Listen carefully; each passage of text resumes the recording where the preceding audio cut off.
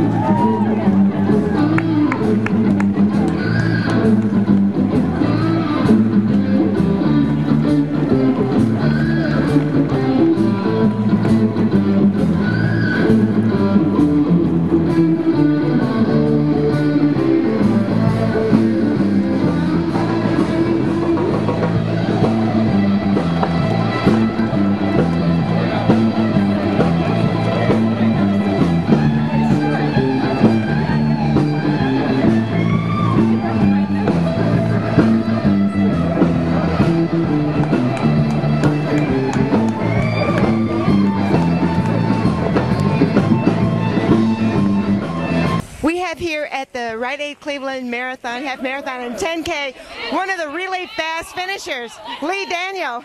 Lee, tell us about your race today.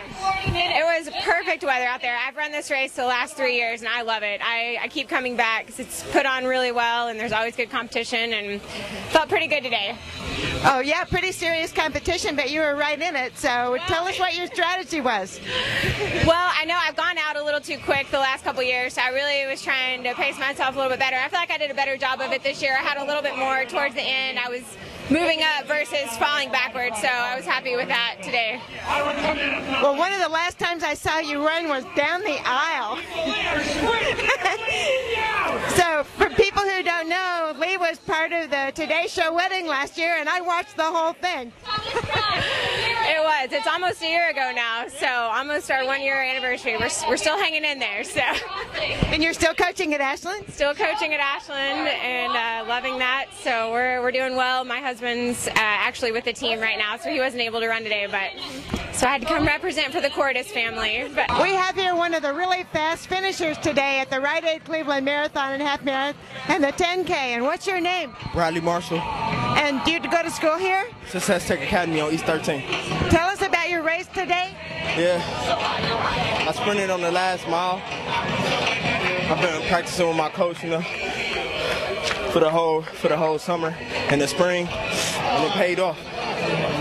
We're here at the finish line of the Rite Aid Cleveland Marathon, Half Marathon, and 10K with John Tope, who's the coordinator for the elite athletes and the 10K. What a race you had this morning. Yeah, it was a great day to run. We got good weather, and that always helps.